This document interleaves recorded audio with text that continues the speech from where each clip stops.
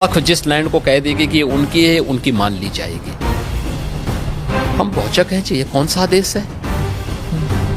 आपको इस पावर किसने दे दी है? भाजपा मस्जिद में कब्जा करके क्या करेगी? मंदिर ढूंढेगी। ये मुझे लगता है कि गुमराह कर रहे हैं। ये आज की आवश्यकता है और इसको समयबद्ध तरीके से आगे बढ़ना चाहिए और मुझे लगता है देश के हित में भी होगा, मुसलमानों के हित में। योगी जी, एक और सवाल है वक्फ अमेंडमेंट बिल को लेकर। वो संसद में टेबल होने वाला है। और आप क्या समझते हैं इसके बारे में? क्योंकि कुछ लोग मानते हैं, खासकर मैं फिर से ओवैसी साहब का ही नाम लूंगी, कि बीजेपी जो है वो इस बिल के नाम पर मस्जिदों पर कब्जा करना चाहती है और भारत के मुसलमान जो हैं अब खतरे में है क्योंकि इबादत की जगह नहीं मिलेगी उन्हें। देखिए, भाजपा मस्जिद में कब्जा करके क्या करेगी? मंदिर ढूंढेगी। ये मुझे लगता है कि गुमराह कर रहे हैं। वक्फ के नाम पर आखिर कितना जमीन कब्जा करोगे? दूसरा, वक्फ के नाम पर एक भी कोई इन्होंने वेलफेयर का काम किया हो, एक भी नहीं आप गिना सकते। देखिए, वक्फ के नाम पे जो भी आता है उसने उस प्रॉपर्टी को अपने व्यक्तिगत स्वार्थ के लिए दुरुपयोग किया है, बेचा है, औने पौने दाम पे बेचा है। आज स्थिति क्या है? एक एक प्रॉपर्टी के लिए कई कई लोगों को इन्होंने प्रॉपर्टी को बेचा है। उससे विवाद हो रहे हैं, उससे तमाम प्रकार के संकट आने वाले समय में होंगे। जो बसे हैं उनके लिए भी और जिन लोगों ने पैसा दिया है उनके लिए भी, क्योंकि पूंजी उन सबकी डूब जाएगी। तो ये तो इससे बड़ी बेवकूफ़ बनाने वाली कोई बात ही नहीं हो सकती है। दूसरा, इन्होंने कोई भी संपत्ति देखिए सरकारों पर यही एक दबाव बना करके ब्लैकमेलिंग लोग करते थे।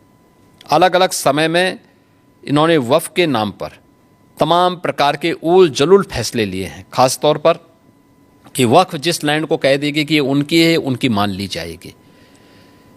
हम बहुचक हैं जी, ये कौन सा आदेश है? आपको इस पावर किसने दे दी है कि आप किसी भी प्रॉपर्टी को कब्जा कर लेंगे, आप किसी भी स्थल को कब्जा कर लेंगे, किसी भी सार्वजनिक भूमि पे कब्जा कर लेंगे? तो ये नहीं हो सकता है। ये वक्फ संशोधन अधिनियम जेपीसी ने जो अपनी सिफारिश की है, ये आज की आवश्यकता है और इसको समयबद्ध तरीके से आगे बढ़ना चाहिए और मुझे लगता है देश के हित में भी होगा, मुसलमानों के हित में भी होगा। जी, डिलिमिटेशन पर जो दक्षिण के राज्य हैं वो थोड़े नर्वस कह लीजिए। वो कहते हैं कि पॉपुलेशन के आधार पर रिप्रेजेंटेशन नहीं होना चाहिए। वो कह रहे हैं कि उनकी जो पहचान है वो खतरे में है। देखिए, माननीय गृह मंत्री जी ने इस मामले में बहुत स्पष्टता के साथ कह दिया है और ये केवल स्टालिन के नाम ने जो बैठक की है, केवल एक राजनीतिक एजेंडा है उनका। मुझे लगता है कि माननीय गृह मंत्री जी के वक्तव्य के बाद इस पर कोई भी प्रश्न नहीं खड़ा होना चाहिए। तमिलनाडु में ही हिंदी भाषा को लेकर काफ़ी विरोध हो रहा है। आप हिंदी बेल्ट के एक मुख्यमंत्री हैं, तो आप इस बारे में क्या सोचते हैं? देखिए, देश को भाषा के नाम पे या क्षेत्र के नाम पे नहीं बांटा जाना चाहिए और हम आभारी हैं प्रधानमंत्री मोदी जी के, जिन्होंने वाराणसी में लगातार काशी तमिल संगमम की इस बार 30वें संस्करण को भी यहाँ पे आयोजित करवाया। यानी एक तरफ काशी है और उत्तर प्रदेश है, जिसमें काशी तमिल संगमम का आयोजन हो रहा है। तमिल भारत की प्राचीनतम भाषाओं में से एक है और इसका इतिहास उतना ही पुराना है जितना संस्कृत का इतिहास है।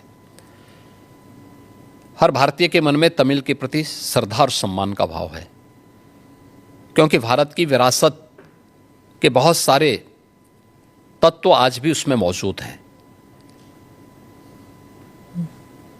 तो हिंदी से नफरत क्यों? भाषा कोई तोड़ती नहीं है, वो जोड़ने का काम करती है और त्रिभाषा सूत्र के माध्यम से तो हिंदी को राजभाषा की मान्यता देकर के हिंदी, इंग्लिश और स्थानीय भाषा, वो तमिल हो सकती है, मलयालम हो सकती है, कन्नड़ हो सकती है, तेलुगु हो सकती है, मराठी हो सकती है, बंगाली हो सकती है, असमी हो सकती है, उड़िया हो सकती है। किसी भी अन्य भाषा को आप लोकल स्तर पर लागू करिए। ये तो देश के अंदर एकता का संदेश देने वाला, उत्तर से दक्षिण तक, पूरब से पश्चिम तक पूरे भारत को एकता के सूत्र में जोड़ने वाला माध्यम है। और मुझे लगता है कि भारत का राष्ट्रगान भी इसी बात का संदेश देता है। ये केवल एक संकीर्ण राजनीति है। जब इन लोगों के वोट बैंक खिसकते हैं तो ये लोग इसी प्रकार की क्षेत्रीयता की और भाषाई आधार पर बांटने की दुरभिसंधि करते हैं। जनता जनार्दन को देश की एकता के लिए इस प्रकार के किसी भी षड्यंत्र से हमेशा सचेत रहना चाहिए। कर्नाटका में और तमिलनाडु में, खासकर इन दोनों राज्यों में कई लोगों का मानना है कि जब यूपी या बिहार के जो हिंदी स्पीकिंग स्टेट्स के लोग जाते हैं और वहाँ पर बसते हैं, 10-15 साल भी रहते हैं, पर वहाँ की स्थानीय भाषा नहीं बोलते, हिंदी ही बोलते हैं, और ऑटो रिक्शा वालों के साथ या फिर किसी रेस्टोरेंट में हिंदी में ही बात करते हैं, स्थानीय भाषा में नहीं करते। लेकिन उन राज्य से जब लोग उत्तर प्रदेश आते हैं तो हिंदी बोल लेते हैं, हिंदी में ही बात करते हैं, क्योंकि कामकाज की जो भाषा है वो हिंदी है।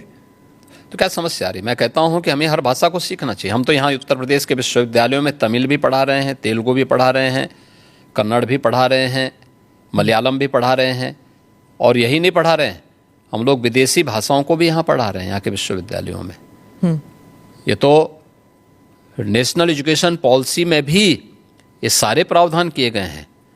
तो अगर हम यहाँ तमिल पढ़ा सकते हैं, तेलुगु पढ़ा सकते हैं, मलयालम और कन्नड़ पढ़ा सकते हैं, मराठी पढ़ा सकते हैं।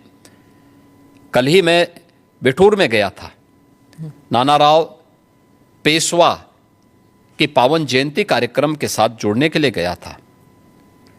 बिठूर महोत्सव के साथ हमने भारत के 1857 के प्रथम स्वतंत्र समर के इस महानायक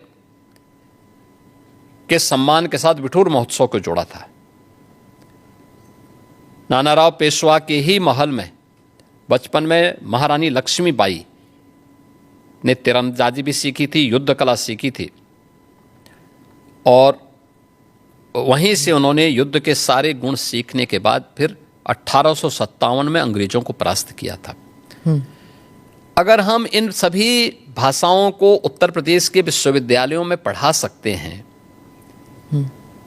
तो तमिलनाडु के विश्वविद्यालय में भी अगर हिंदी पढ़ा दी जाए, क्या बुरा है? मुझे लगता है कि हमें थोड़ा विराट स्वरूप रखना चाहिए देश के लिए। कुछ क्षण तो देश के लिए निकालो।